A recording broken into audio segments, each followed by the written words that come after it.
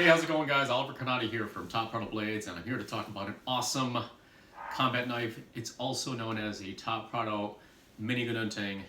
And why do they call it a Mini-Ginunting? Well, we have the regular Ginuntings. They're the 15-inch Ginuntings, and they're 18-inch Ginuntings.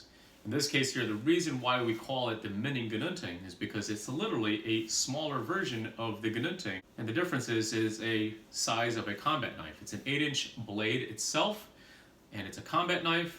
That's the reason why we call it the Mini-Ginunting. The reason why it's also called the Mini-Ginunting is because the design and characteristics are the same category as the Ginunting itself. So now let's take a look at it. So here you have of course, the hand-carved wooden kamagong scabbard, along with the hand-carved kamagong handle as well.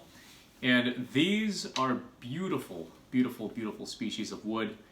Kamagong species is an indigenous species out of the Philippines. It is an exotic wood. It is also a very rare species. And if you look at it, these are not actual stains. You can see the beautiful carvings. But these have individual stains so that after they're actually hand carved and they're sanded down and buffed out, you'll notice that you have these individual striations. It almost gives it an appearance of like an espresso finish. And you'll see that on the handles. You'll see that on the wood itself. And the great thing about this is if you had two Mini-Ginuntings next to each other, you're going to see the subtleties and the differences, just like fingerprints.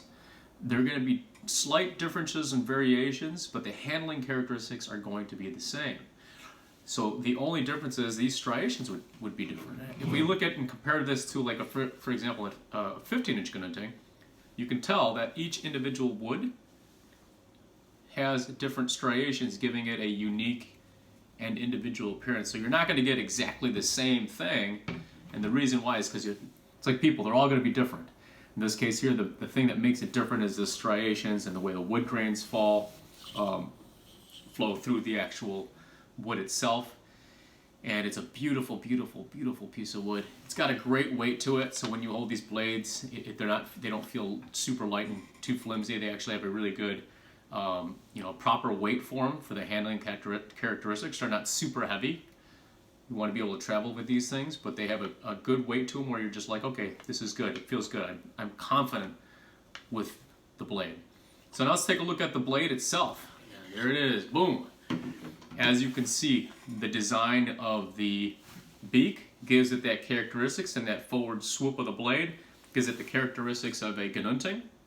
So you have that forward weight for slashing, and of course the upper third is also sharpened on the back edge of the portion of the blade for those returns and be able to cut on the back side of it, and for thrusting as well. But if you take a look at it, it's gorgeous.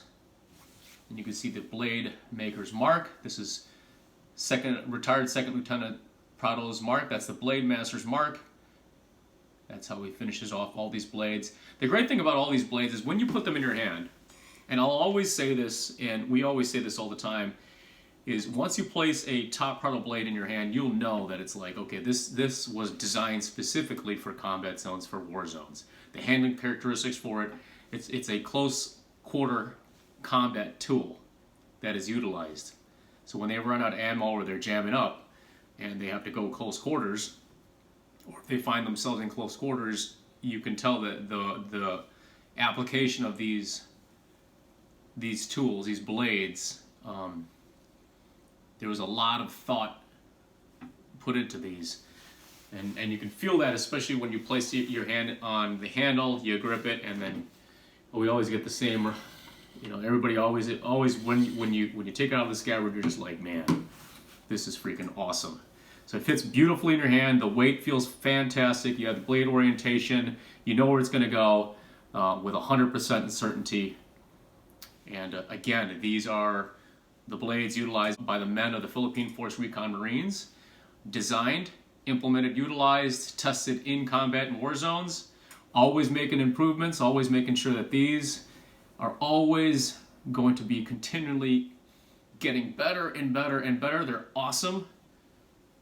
And again, the reason why a lot of people are asking is because they are literally forged by retired Second Lieutenant Manuel S. Prado Jr. of the Philippine Force Recon Marines, Class 001. And of course, these are the official blades utilized by the men of the Philippine Force Recon Marines.